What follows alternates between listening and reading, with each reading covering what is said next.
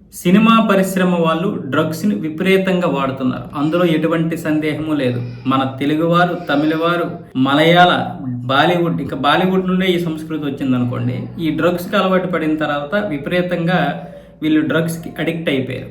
దాన్ని బలహీనం చేసుకున్నటువంటి కొంతమంది ఎక్సైజ్ వాళ్ళు బలవంతంగా వీళ్ళ దగ్గర డబ్బులు వసూలు చేస్తున్నారు. అంటే భయపెట్టి మరి దాంతో సినిమా వాళ్ళందరూ కూడా భయపడి చస్తూ ఇప్పుడు డబ్బులు ఇస్తున్నారు. దీంతో పాటు ఇప్పుడు కొంతమంది ఎక్సైజ్ కానిస్టేబుల్, ఎక్సైజ్ ఎస్ఐలు అని చెప్పుకొని సినిమా వాళ్ళ మీద పడి దండుకుంటున్నారు. అయితే ఎక్సైజ్ కానిస్టేబుల్ అనే పేరు చెప్పుకొని ఒక అతనైతే సినిమా వాళ్ళ దగ్గర విపరీతంగా దండుకున్నాడంట. చివరికి అతని వేధింపులు ఎక్కువైపోవడంతో వాడిని అయితే పోలీసులకి పట్టించారు. నిజమా కాదా పక్కన పెడితే వేధింపులు ఎక్కువయ్యాయని పట్టుకుంటే వాడేమొచ్చేసి ఫేక్ కానిస్టేబుల్గా తెలిసింది. అంటే వీళ్ళ యొక్క గుట్టు తెలిసినటువంటి వారే ఈ విధంగా ఎక్సైజ్ కానిస్టేబుల్ అని చెప్పుకుంటూ, అంటే వాట్సాప్ డీపీలో కూడా అదే విధంగా పెట్టుకున్నాడు అనమాట. ఆ విధంగా డబ్బులు గుంజేశాడు. డబ్బులతో పాటు లేడీస్ దగ్గర లైంగిక వేధింపులు కూడా చేశాడు. దానివల్ల విసిగిపోయినటువంటి వారు పోలీసులకు ఇన్ఫర్మేషన్ ఇస్తే వీడి తాట తీస్తే మొత్తం బయటకు పడింది ఏంటంటే వీడు ఒక ఫేక్ పోలీస్. అంటే వీళ్ళు డ్రగ్స్ వాడడం వల్ల ఎంత అనర్థాలో చూడండి. అంటే డ్రగ్స్ వల్ల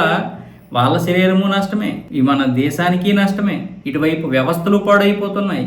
ఈ విధంగా దొంగలు తయారవుతున్నారు. మనం తప్పు చేస్తే కదా ఎవరికైనా భయపడతాం. దాన్నే వీళ్ళు బేస్గా చేసుకొని ఇప్పుడు ఈ విధంగా బెదిరిస్తున్నారు అనమాట.